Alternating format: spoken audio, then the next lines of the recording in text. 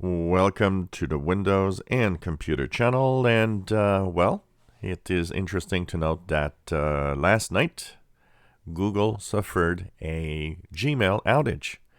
So of course, we started the week on Monday with a outage of pretty much every services, YouTube, everything Google was down basically.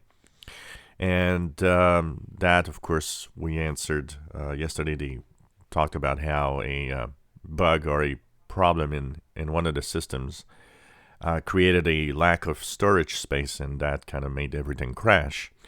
Well, yesterday evening, Eastern time, around 6, 7 p.m., there was a Gmail outage. Now, you could enter your Gmail, you could check your messages, but if you tried to send an email to somebody, it would say that the address is not found, and it would just, say that it doesn't work. And of course, it lasted about an hour before everything came back to normal. But it is interesting to note that it's kind of embarrassing that 2 days in a row, such huge service is actually down.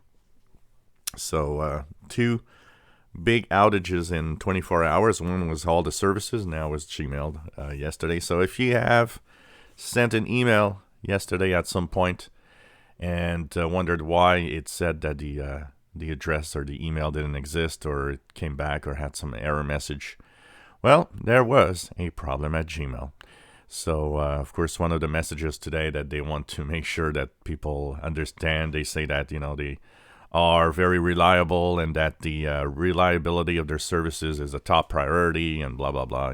The usual PR trying to say that, no, everything is fine and don't worry, we're going to be up and running. So kind of a little embarrassing for Google here. 2 days in a row with some major problems. If you enjoy my videos, please subscribe, give us thumbs up. Thank you for watching.